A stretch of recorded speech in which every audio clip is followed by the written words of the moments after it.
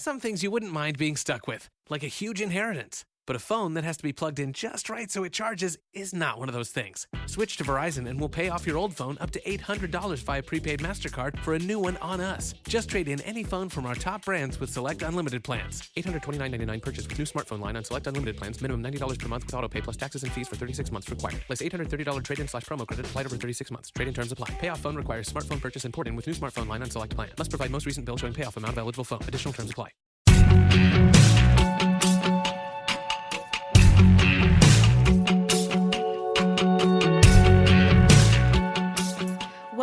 Welcome. You are listening to Mama Mystery. Mama Mystery. But of course, you probably already know that because you clicked on it. I am your host, Kelly, and this is my husband / co-host, Austin. Hello, everybody. It's me. Back again. With another episode. Before we get into today's episode, a Freaky Friday, I want to tell you about a little giveaway we are doing. It's very exciting. I got a question to you listeners. Oh. Do you like cold hard cash? Hell yes, who doesn't, brother? Oh, God. Okay, so in an effort to expand our audience, we are doing a $50 raffle. And to enter this raffle, all you have to do is review this podcast on Apple Podcasts. Go to Apple Podcasts, search Mama Mystery, give it a 5-star review, and make sure you write something for the love of God. That's right. Spotify does not allow reviews, so it does have to be on Apple Podcasts. And it is very important that you actually write something because otherwise I cannot see it. So if all you do is give us 5 stars, that's great and I appreciate that. Thank you. But you won't be entered because I won't be able to see who wrote it or who gave it to us. It's the easiest $50 you could ever earn. Literally. It's like so easy. It helps us. It's a win-win-win situation. You could go on there, you could write 5 stars and write sexy. And then literally it took you 4 seconds, if that. You could literally write Austin's voice just soothes me. If you write Austin's voice serenades me, it will give you 2 entries. Oh my. Okay, so anyway, we will be picking the winner on December 23rd, so you have until then to enter. Hopefully that is super clearish. And without further ado, let's get into today's episode. Are you ready? To rumble. Are you ready, Austin? I'm talking to you. Born ready. Okay, cool. So we begin in Alcia, Oregon. Oh, I skipped a part. Is this a killing or a kidnapping? Today we're talking about the murder of Anna Repkina. Oh, great. Okay. Is she hot? Austin, why? I hate that you do this. Why? I hate it. Why? Why? Who cares if she's hot? She's a human being. No, absolutely. I know. I just like knowing. It doesn't matter. Let's get into the show. Doesn't. We're in Oregon. You need to grow up. Grow up, Austin. Gosh, what an idiot. So anyway, we begin in Alcia, Oregon, okay, on April 17th of 2017 with a man named Russell Sloan. Russell is out walking along the trails of a wooded area near his home. He begins walking up a little off-road when he discovers that what he originally thought to be a prank. It appeared to be a woman laying on the ground, face up, with her eyes wide open, just gazing at the sky. It was immediately apparent that she was dead, having suffered from a massive gunshot blast to the head. She was wearing blue jeans, black running shoes, a gray hoodie, and a black jacket. Her legs were stretched out in front of her, and her arms were down at her sides, and one of her blonde hairs was tangled around her finger. He walks up to her, touches her hand, and tries to just confirm that this isn't a cruel joke, and he realizes that it's real flesh and bone, so he calls the police. Police arrive immediately. They discover trash thrown around the crime scene. There were old beer bottles, scraps of paper, other garbage, but a few things stood out, like a nearly full cup of Dutch Brothers coffee, a Monster energy drink, and a plastic KFC bag that contained food and a receipt from a KFC in Corvallis, which is nearby. The receipt had a date of April 14th, just a few days prior to when this woman's body was discovered. The police try finding identifying information on the woman's body, but she has no ID, like no wallet, nothing on her, okay? They do find a tattoo of an EKG with the script, "It beats for you," in cursive. Eventually, they discover that the woman's name is Anna Repkina. She sounds like Repkina sounds Russian. Yes, you would be right. Anna Repkina was originally from Moscow, Russia. She was 27, smart, very beautiful, intelligent. She loved to travel. She worked for IKEA. She loved cats. And she knew she really wanted to settle down and start a family. But she was newly single after breaking up with her boyfriend of about 7 years. So she got on a Russian dating website, which is where she met William Hargrove from Oregon. They started chatting all the time, which evolved into video calls. They had a lot in common. They loved the same music, like they loved rock and roll type of music. They loved traveling, and they would often exchange funny memes. Sorry, I got a little tripped up there. They exchanged thousands of messages, and their relationship continued to evolve into a romantic one, and they began to dream about her moving to Oregon to be with him. Will was about 26 and worked as a mechanic at a local auto dealership. On his downtime, he would play pool, sing karaoke with his friends. His friends described him as very outgoing, charismatic. He had a big personality and was considered to be a great friend. Will was in the Marines and at one point was stationed in Russia, which was where he began his affinity for all things Russian, including the women, apparently. So eventually, Anna would fly to Oregon to be united with Will for the holidays. In December of 2016, she planned her trip to Portland, but accidentally flew into Portland, Maine, instead of Portland, Oregon. It's a big mistake. Big whoopsie. It's like Other side of the country. End of the country. She eventually made it to the right Portland, and they had a blast for the next 10 days. It was a whirlwind romance, and by the end of the 10 days, Will proposed to Anna, and she said yes. Anna flew back to Moscow and eagerly began planning their fairy tale wedding to the love of her life, Will. Do you think they were really in love? I think that... They don't look like they'd go together. Oh, you looked them up, yeah. I Googled them. Which, by the way, if you're listening to this, I will have pictures of these people on my Instagram and Facebook page. So, Mama Mystery, if you want to see what these people look like. But, Anna was way out of Will's league, for sure. Will outkicked his coverage. He just looked kind of creepy. Like, I don't know how else to describe it. He had, like, really dark circles under his eyes. He just kind of looked like someone who probably barely slept. I mean, all of this sounds like really shallow of me, but I know what happened here. So I'm, talking about how I view this person after already knowing what has happened. So, maybe that's why. But no, Anna for sure was way out of his league. And, I do hear about women from other countries who are eager to come to the U.S. because they want a better life for themselves or sometimes their kids. And then you also hear about men searching for women in other countries because, one, maybe they have a tough time finding one locally.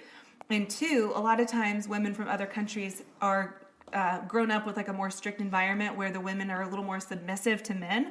So some men find that really attractive, and that's why they choose women from other countries. That's interesting. Yeah. So I guess women in the U.S. are just a little too independent for some men. INDEPENDENT. Do you know what that means? Exactly. Yeah, I'm bobbing my head. You can't see it because you're only listening, but I'm doing it. Yeah, if you could see it, you'd see it. Yeah. So anyway, there was one obstacle in their relationship, though, that they would have to overcome. And do you know what that is? The borders. The what? Their visa. Oh, no. Citizenship. No. Will had a wife. Oh, whoopsies. Wah, I'm sorry. wah, Not a wah. wife. I'm so sorry. Not a wife. I already know it's not a wife. I don't know why I said wife. It's a girlfriend. Either way. I don't understand why you tell a lie in the middle of the episode. I'm really sorry. Should we just re-record? No. So he had a girlfriend.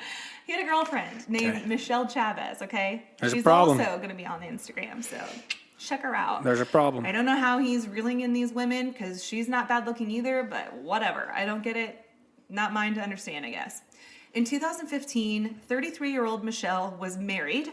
So Michelle was married, but just not to Will, okay? She had 2 kids, but her marriage was more of a stagnant, like roommate type of situation. Bummer. Her and her husband lived under the same roof, but their relationship was non-existent. Michelle was a mom and was working as a cab driver when she met Will Hargrove in 2015. I guess one night she was waiting at the bar for a customer to call. She just kind of hung out in her car waiting for someone to need a ride. And Will came out. Her first impression, she says, was that he was very short. But as he talked, his personality showed through, and she became very intrigued by him.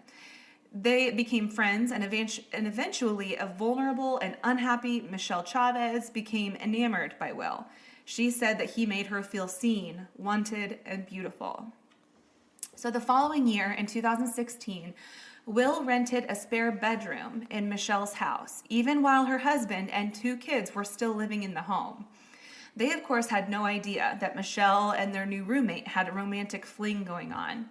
He paid $300 a month and paid for his own food, and she promised Will that she would leave her husband, but it would have to be on her own terms. Friends assumed that maybe Will became jealous, which is why he got on the dating website and met Anna.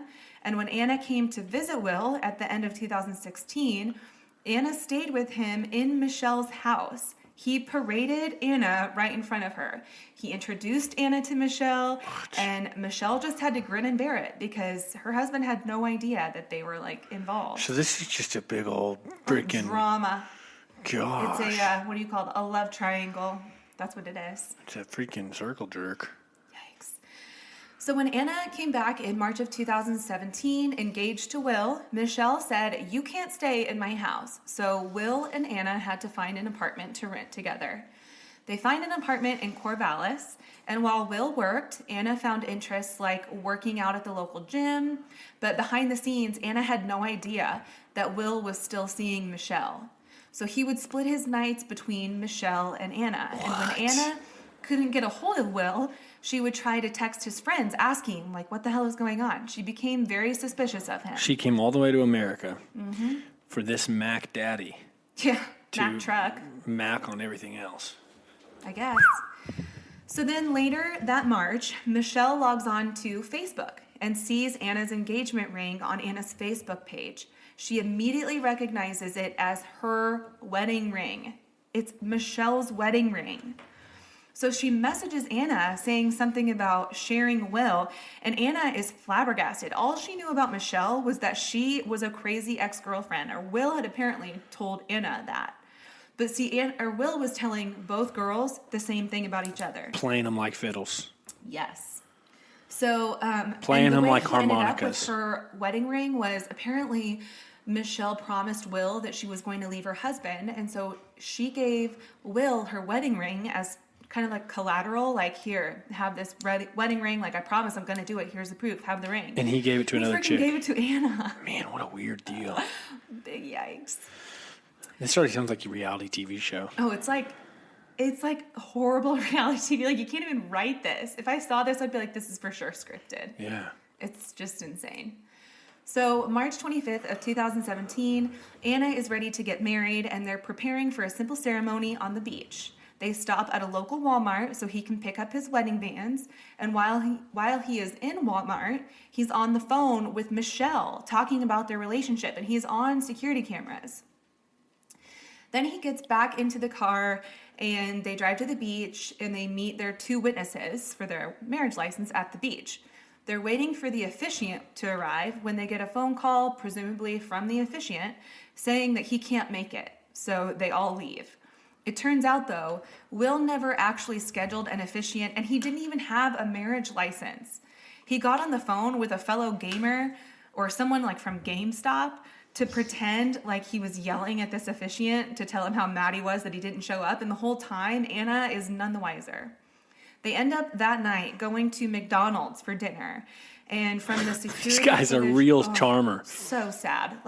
Oh, girl. What the hell? Aim higher. You guys do better.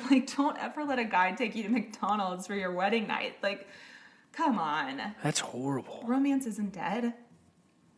At least spring for Chick-fil-A. Or KFC. Ooh, foreshadowing. So anyway, the security footage from that McDonald's shows them pulling up, and you can actually see Anna in the drive-thru sitting in the passenger seat of Will's car in her wedding dress, which is so sad to me. It's so depressing to me. Really depressing. So Michelle finally gives Will an ultimatum and says, you need to make a choice. It's Anna or me. She's not saying anything bad is going to happen to Anna. She's just saying she does not want her around anymore. Will told Michelle that she was his choice, and April 18th would be the deadline. Michelle was going to leave her husband, and Will was going to leave Anna. Will told Michelle that he tried to get Anna to pack her things and leave, but that Anna refused. So Michelle understands that Anna is just not getting the hint. April 14th, 4 days prior to the deadline, Michelle is supposed to go to Will's house for dinner, but he texts her and says, "You can't come over. Anna is here and she will not leave." He texts Michelle saying, "I will have this permanently solved by 1800 tomorrow." But that wouldn't be enough for Michelle. She continued to call and text him, so he turned off his phone. Michelle starts to get a little crazy, leaving him dramatic voicemails all through the night saying things like, "I just want to know why, but I'll let you be." Like, it's so dramatic when you listen to them. We have a stage 5 clinger, ladies and gentlemen. And I still don't get it. I don't get it. Meanwhile, the following day, Will is faced with an unexpected collection call from his insurance company. They're telling him if he doesn't pay by tonight at midnight, his policy will cancel, and that without insurance, he will lose his loan for his car, and that his car will be repossessed. So just after 4:30 p.m., he calls Michelle. He finally gets a hold of her and says he was out on the coast and that he almost hit a deer. He had a flat tire and needed some help. So Michelle leaves her family's Easter celebration to meet her at a local gas station. So family members that were at this Easter dinner recall Michelle being like super sad and just like totally withdrawn and, I don't know, just miserable to be around. And then These Michelle people all leaves. sound like lunatics, to be honest. Yeah. Like, it's a bunch of lunatics all like, it's weird. Yeah. So about an hour later, Michelle arrives at the gas station. She asks him what happened, and he tells her that he got into a huge argument with Anna, said some horrible things to her, and that she packed up her stuff and left. Michelle gets into Will's car. They drive around. They eventually park and end up having sex in the front seat of his car. He then brings her back to her car, and they go their separate ways, with Michelle going back to her family's Easter dinner. And apparently when she got back, she was like in just the best mood. Like, her whole world. Cheerio! Yeah, just everything's fixed. Like, how old are you? You're a grown-ass woman. You have 2 kids. You have a husband. And you're like, I don't know. I just don't get it. How many times I just can keep say that? shaking my head. Yeah, I don't know. So Will, however, goes to a gas station, ATM, and withdraws $200 from Anna's bank account and leaves, but not before crying to the attendant at the gas station about how his girlfriend just left him. This attendant ends up giving him this like long hug, unbeknownst to her. You love that word. Unbeknownst. I think that's the dumbest word. It's such a weird reaction to just a word. It's just, never mind. You just hate that word, unbeknownst. It's just a dumb word. Unbeknownst to her, he had just had sex with his girlfriend in the front seat of his Xterra. Oh, boy. So then Will goes to another ATM and withdraws another $600 from Anna's bank account. Then he goes to another bank and uses the ATM to deposit $160 of that into his own account. He calls Progressive, catches his account back up. He starts texting Anna, "Please, baby, come back. I'm so sorry for the things I said." April 17th, the day after Easter, Anna Repkina's body is found, discarded like the trash amongst her. Police find a receipt in the KFC bag and trace it back to a KFC in Corvallis. The transaction was made by a man named Kevin Thomas. So they reach out to Kevin Thomas and he says, "Yeah, my brother and I go to KFC like once a week." And they ask, "What's your brother's name?" And he says, "Will Hargrove." These two aren't actually related. They were just very close friends. So they considered each other to be brothers. So in the meantime, Will is out spending all the money that he stole from Anna. He's buying huge Lego sets, candy, and other toys. This guy does not have kids. He's buying this for himself. He's also searching things about time travel on the internet and begins messaging strangers on WhatsApp about how he can go back in time to correct a mistake that his, quote, best friend made. Oh my gosh. He's literally trying to figure out how to time travel. "I got the money, buddy. Can you teach me?" Oh my God. "Hey, buddy, I'm serious. I got the money. How can you do it? I need to go back to last Saturday." The police are questioning Kevin about Will Hargrove, and he admits to them that Will asked Kevin to borrow something from him. a shotgun. And he still hadn't returned it to Kevin. So they go to Michelle's house where they believe Will is staying so that they can talk to him. They ask him about his whereabouts that day and who he was with. He tells police he was with Michelle and that they dumped the trash along the side of a building, specifically the gas station that they met up at. They ask him to come to the station so they can continue questioning, and Will sends Michelle a text that says, quote, picked you up at your mom's, drove to Alcia General Store, and drove back, as if to ensure that their stories would match. At the station, they ask Will about Anna. They ask, what do you know about Anna? And he says, almost nothing. Except for thousands of messages dating back a year ago. Yeah. In And the Russia. fact that we're engaged. And that she has the ring of my other girlfriends. Mm-hmm. So he continues to totally downplay their relationship. He acts like she was this crazy woman who obsessed over him and that he tried to cut her off after she posted on Facebook that they were engaged. Then police get straight to the point and tell him, listen, you're here because we found your trash next to somebody who was killed. And I wish you could probably find it on YouTube, but his reaction is like the worst acting that I've literally ever seen. He just blinks really fast and goes, I'm sorry, what? Like he's shocked. Like he's just stunned. It is the worst acting. It's like the moment I saw it for the first time, I literally laughed. Jimmy Christmas. They bring up that he has inconsistencies in his story, and he immediately shuts it down and asks for a lawyer. So at that point, they have to stop questioning, and right then they arrest him for the murder of Anna Repkina. Just hours after he is arrested, they bring in Michelle for questioning. She tells them exactly what Will told her to say, but then immediately backtracks and says, okay, that was a little bit of a lie. And when they tell her, I'm sorry, I'm only laughing because I'm just like, oh my God, these are grown adults. I just think it's all a zoo. This guy's buying candy and collectibles and Legos, toys. He's an adult. Okay. Yeah. They tell her that Will was arrested for murder, and all she says is, okay. They call her out for being totally emotionless, but she just says she's numb because this person that she's known forever, she just can't imagine that he would do something like this. But in my mind, though, I just don't, and this is just my opinion, but I don't really feel like, she's completely unaware of what's going on. I think she knows something. So anyway, once the trial started, the defense tried to pin it all on Michelle. They pointed out that she was the one with the motive to kill her. She was the one with Anna's cell phone after Anna died. And when they traced her phone records, she was pinged at the exact location that Anna died, just 1 month prior to her death. The defense said she took the shotgun from Will Hargrove. But here's the thing, Michelle's DNA nor her fingerprints were found on the shotgun, but Will's was. Also, they traced Will's phone as well. His phone pinged at the location Anna died around the time investigators believed that she was killed. And he called Michelle that day, and Michelle's phone pinged at her mom's, where she said she was. So the trial took 1 month. Will Hargrove was found guilty of first-degree murder, identity theft, and 2 counts of second-degree theft. He was sentenced in January of 2020 to life in prison with the possibility of parole after 25 years. Michelle, however, was never charged in this case. She does say, though, that the scrutiny of this case got so bad that she tried to take her own life. What was the identity theft for?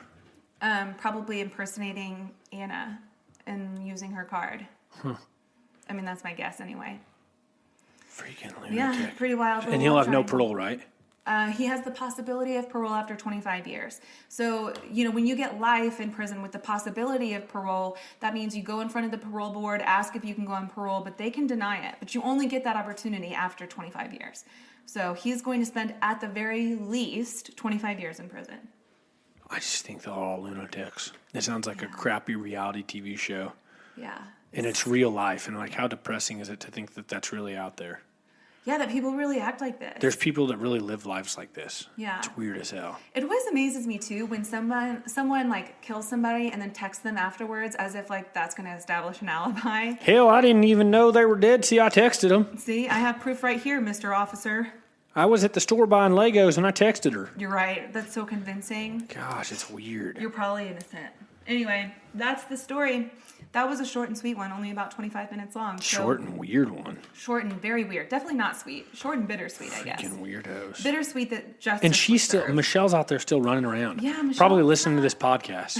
I always say that. I don't think anyone. I always act like the criminals are listening I to don't us. think they are. Maybe they are. Maybe they're Googling themselves or their cases and they listen to it. Who knows? Well, if you are listening to this, Michelle, Most of them are pretty narcissistic, so I wouldn't be surprised. if you are listening to this, Michelle, I think you're a weirdo. And I think you always have been weird. Yeah. Anyway, that's the story and we're sticking to it. Thank you so much for listening to another episode of Mama Mystery. We'll be back on Monday. Share it, review it, win $50 for Christmas, Yeah, there you go. and get out of town. Mama Mystery, out. Bye.